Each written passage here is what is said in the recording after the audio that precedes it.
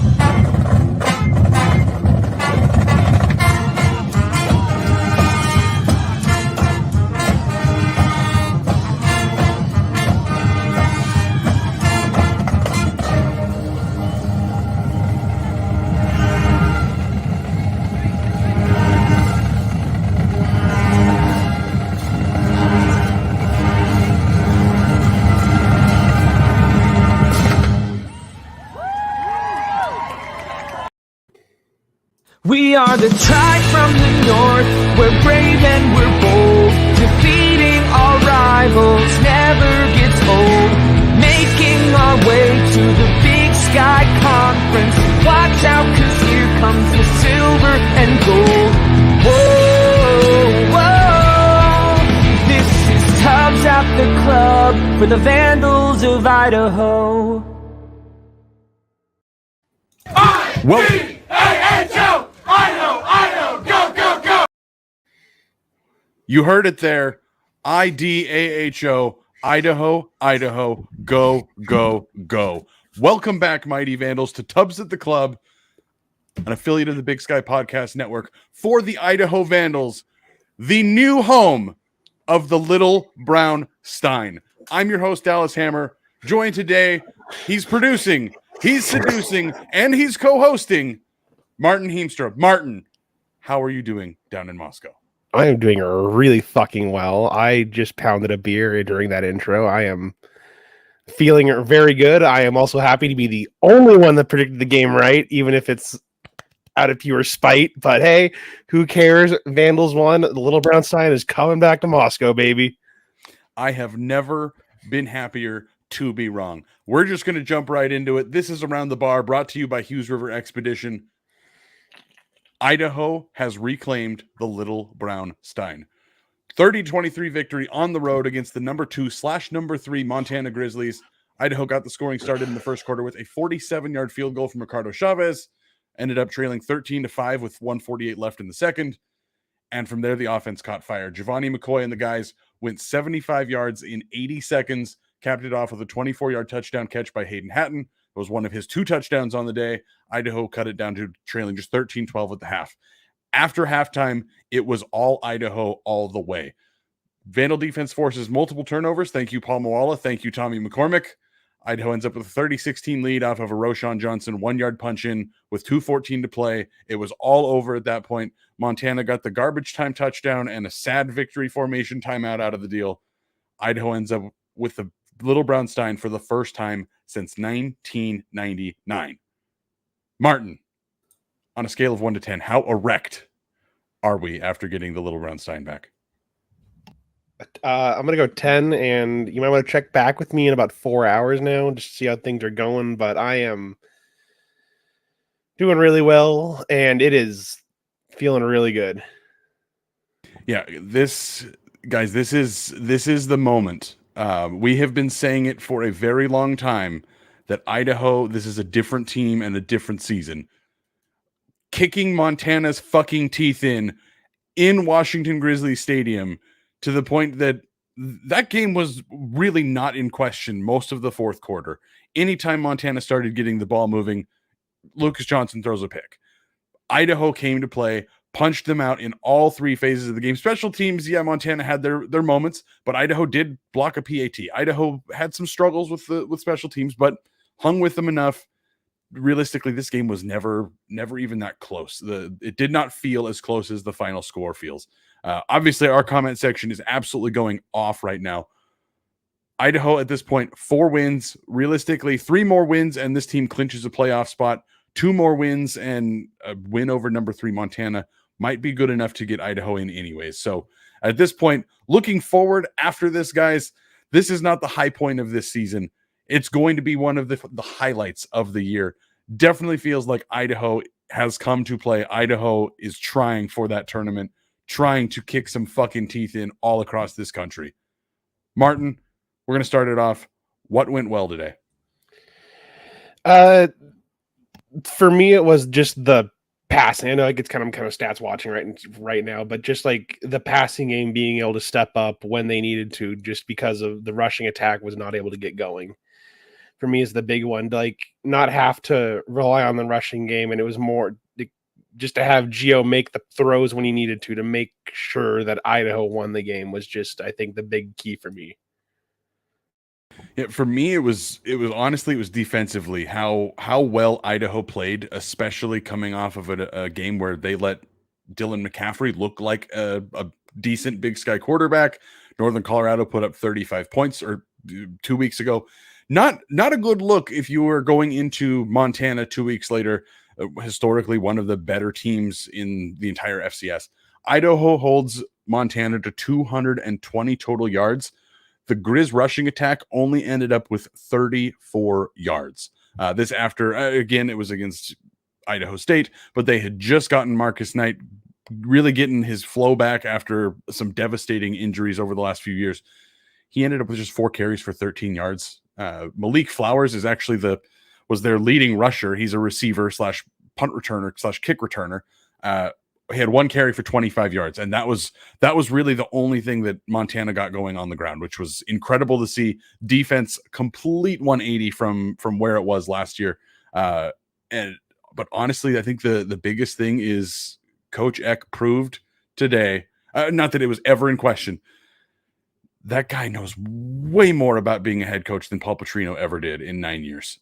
Not to rehash the past here, guys, but this was a game Idaho won because of the decisions of the head coach. Idaho came out, I didn't even lead with this. Idaho came out the second half with an onside kick and recovered it against Montana, the team that has better special teams than really anybody else in the country. Bobby Hauck is a special teams guy. That's what he does.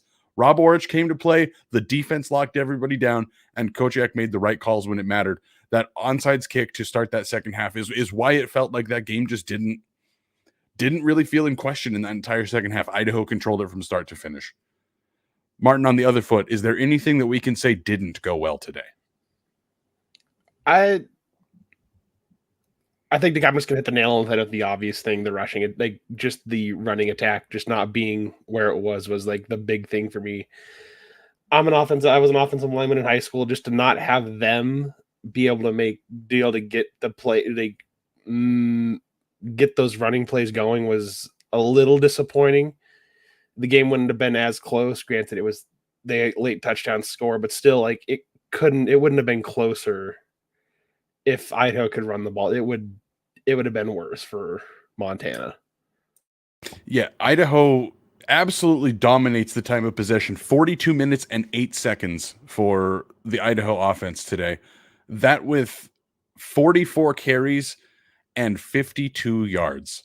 Really, really rough output by the running game here. However, again, it is Montana. They are one of the better defenses in the conference, much less the entire FCS. They are the number 3, or were the number 3 team for a reason. Number 2, depending on what poll you look at.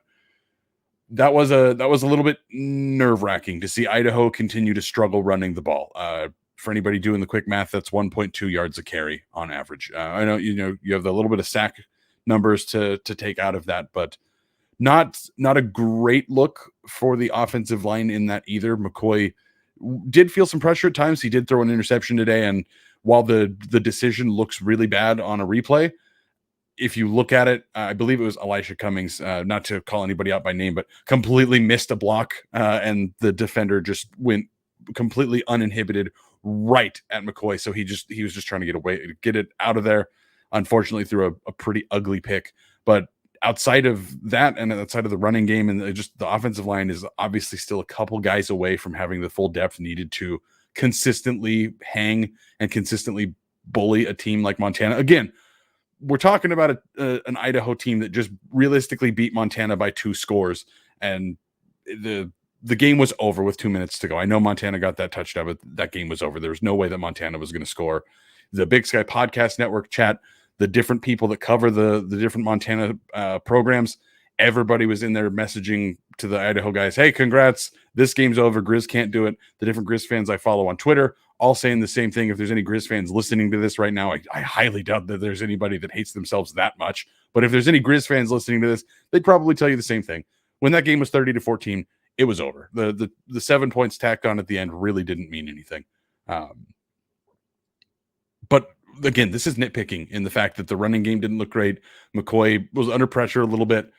Guys, this was just domination realistically from start to finish. Idaho with 344 total yards, Grizz with 220. Again, the Grizz only had 34 rushing yards, so Idaho only getting 52. Had a better running attack than Montana did today. Realistically, you go through the list and the stats here. Idaho had only 4 penalties for 25 yards, considerably better there. Converted 8 of 18 third downs, 1 of 1 fourth downs, and that that was a potentially questionable. Probably should have been reviewed.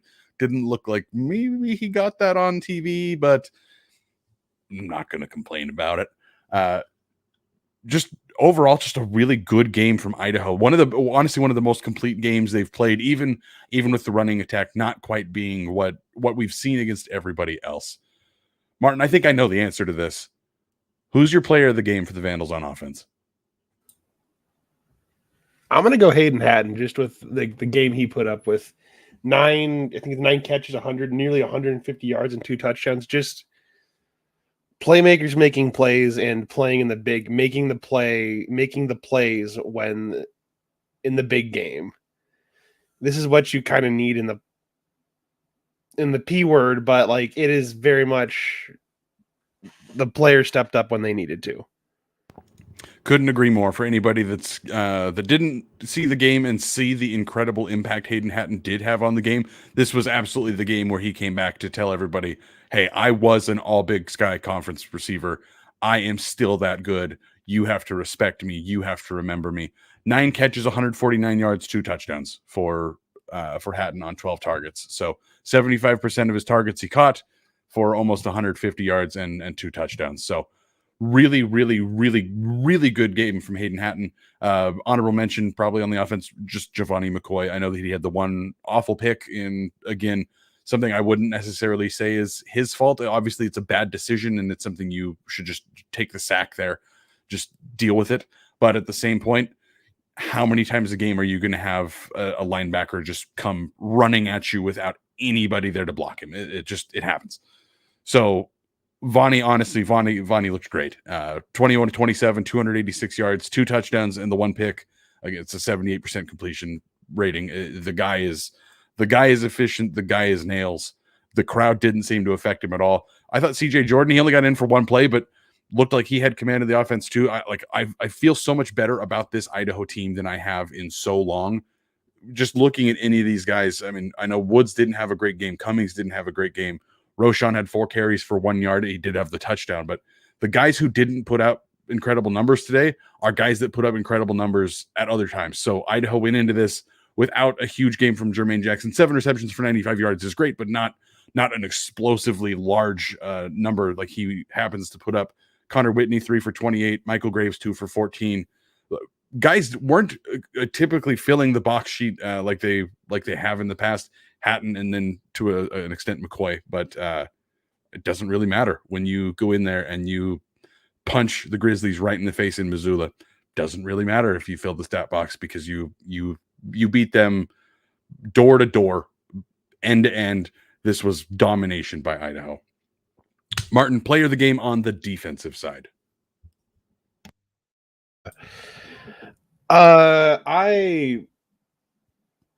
I'm gonna be just I'm gonna go with Paul Mawala to kind of kickstake that with the interception that he made to kind of to me what made me realize holy fucking shit this is gonna happen. Like that for me is what I think is the player of the game on defense. Yeah, Paul Mawala was absolutely a huge impact player. That interception he had it felt like that was the turning point kind of that second half when he picked off Lucas Johnson, and it didn't really do a ton for Idaho. They didn't score a touchdown out of the deal, but it was that moment of, oh, this is not just Idaho punching up and maybe going to catch this team by surprise. This is, Idaho might be legitimately better than Montana at this point. For me, I'm going to go with, I got to do it. Turnover Tommy. That for me, that was the one that sealed the game. McCormick gets an interception, brings it down well into the red zone, and is what ended up giving Roshan the ability to punch in that 1 yard touchdown. And realistically sealed the game away. You could have given this to really about anybody. Favai was all over the place.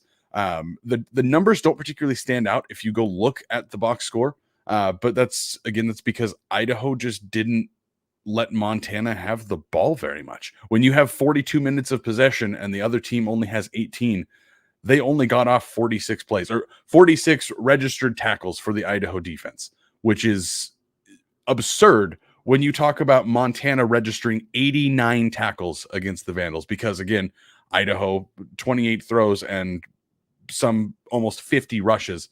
That's what happens. You control the time of possession, your defense numbers, they're not as huge, but Paul Mawala, Tommy McCormick, I think the rightful 1A and 1B defensive players of the game here, because those 2 interceptions were realistically what turned this game around.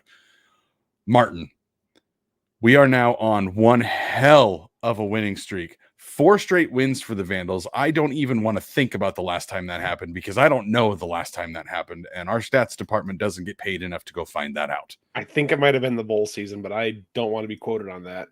Same. How are you feeling now? We are now halfway through the season. Losses to Washington State and Indiana, 2 Power 5 schools on the road. Had leads at halftime in both of those games, maybe not in Washington State, but at least in Indiana, and obviously had a lead on Washington State in the second quarter at least. And then 4 straight wins, Drake, NAU, NOCO, 3 cream puffs, and then beating Montana on the road. How are you feeling about this team right now? I'm feeling very good. It's what I'm feeling right now is hard to describe besides being drunk. Just like it feels like the 2016 season, like but in a much better way. It is very much, I don't want to say sunshine and rainbows, but I'm feeling stuff that I haven't felt in a very long time. And it is a very good way. It is very much, I am just hyped. I am at a loss for words. I know I picked Idaho to win this game. I know I picked Idaho to win this game, but it's very like this. It was, I'm not going to lie, it's the number 3 team in the fucking nation. Like if you think you're going to win outright, you're smoking some good stuff, but still it's very much, I'm feeling very good right now. Yeah, I mean, I don't think I have any pushback on that. This is a weird feeling for me. I don't know the last time that Idaho went in and beat the doors off of somebody and showed that Idaho should have been ranked in the top 25 most of the last few weeks. Idaho should shoot up, honestly, damn near the top 10 with a performance like this. I don't think they're going to because this is going to be considered a quality loss for Montana, and it wouldn't shock me if Idaho stays around 20. But Idaho, realistically, Idaho looks like they are a playoff-bound team. This looks like a team that can hang with just about anybody in this entire country, which is a really, really, really, really, really, really, really big change from where we were in the last fucking 4 years, where this team just rolled over at the first sign of any sort of trouble, mostly because the coach just didn't seem to either A, know what he was doing, or B, care. This is, guys, this is my impassioned plea that I seem to make about every time that Idaho has a large win. Get your asses to the Kibby Dome. Idaho plays Portland State next weekend. Idaho is going to demolish Portland State. Portland State is a pretty mediocre team. We're talking about Idaho winning their 5th game in a row here. That is absolutely going to happen next week. We will preview that on Tuesday. But if you are listening to this right now and buzzing about, oh man, Idaho we got the Little Brown Stein back. Things are in a good place. Get to Moscow. I beg you. Yeah, please get to Moscow. Seriously, buy your tickets. Make it a fucking sellout right now. It is worth the time and money. It's Blackout the Dome next week. Guys, this is it. This is the time. This is the time to get back into Vandal football. If you've been a casual listener of Tubs at the Club, or just slowly getting yourself back into the Vandal fandom after the drop down or after the Petrino years, or whatever your reason might be for not having been a diehard fan of a realistically pretty rough football team over, honestly, most of the last 25 years, this is the time to come back. Jason X said in his post-game conference or interview, whatever you want to call it, where the sideline reporter from MTN comes running over and asks him a couple questions. He asked X just kind of about the game, and X said that they came in knowing they could win this game. It was confidence. It was not overstated confidence. It wasn't just like being a blowhard, but it was just a very solid, just, hey, look, we thought we could win this game, and we came in and we did that. And that was the attitude taken here. There is no, hey, we're punching above our weight class. Hey, you know what? Let's enjoy the ride. It's year one of the rebuild. I know that I've been saying that a lot, that it's, hey, we're in a rebuild. We can't expect playoffs year one. That's not how Coach Eck is apparently approaching this. And honestly, shows why he's the coach and why I'm just the chubby guy sitting here talking football like I know anything. Idaho, 4 wins in a row, finally claiming the Little Brown Stein for the first time since 1999. 5 weeks left in the season, 3 weeks of that at home. Next week, Portland State, blacking out the dome. Be there or be square. Yes, I said that stupid line. Martin, do you have anything else that we didn't cover from this game that you wanted to go over? No, just buy your fucking tickets to the game. That's all I got to say at this point. And if you're really interested in having some fun, go get on Twitter and find out what Montana fans think about this game. Because let me tell you, there's a whole lot of them out there, and a whole lot of them are really upset right now. If you wanted to start a salt mine, that is where you want to go right now. Yeah, they're not handling this particularly well. Many people talking about how Montana got outcoached for the first time in a very long time. I don't know if that's, I don't follow Montana enough to say that Bobby Houck has outcoached every coach he's performed against in the last, couple years, is the way that it's being claimed to make. But this is absolutely the first time in a long time that an Idaho coach has outcoached the Montana coach. Again, we're talking 1999 was the last time that Idaho had the Stein. For anybody that hasn't followed Vandal football too much in the last 25 years, that did mean there are years that an FCS Montana school beat an FBS Idaho team. That is over. That is done. Idaho bringing the goddamn Little Brown Stein back to the Kibby Dome. And next year, hopefully, Montana will end up being homecoming. But next year, Montana in the Dome, Idaho defending the Little Brown Stein. It is a fantastic day to be a Vandal. It is a fantastic year to be a Vandal. This season is only going to continue to be this much fun, guys. We're looking at Portland State, Sac State, Eastern Washington, UC Davis, Idaho State. You get 3 wins against those teams, you're in the playoffs. You get 2 wins against those teams, realistically, you're on a coin flip at that rate. We are legitimately talking about playoffs here, people. This is going to be a conversation that we have every single week from here on out. I honestly, looking at this schedule, Sacramento State might be the only game that Idaho is not favored in at this point. Idaho is a wagon. Idaho is for real. Get your tickets, go to Moscow, and support the heck out of this football team. I was trying to emphasize heck, and it didn't really work out that well. Martin's drunk. I'm trying to run the show and just off of pure emotion, and my emotion is just saying, fuck the Grizz, fuck the Grizz, fuck the Grizz, fuck the Grizz. And that's, nobody wants to hear me just say that for 25 minutes. So really, I'm just kind of rambling at this point, guys. I don't have a whole lot else to say. Montana got their teeth kicked in by Idaho on the road in Missoula.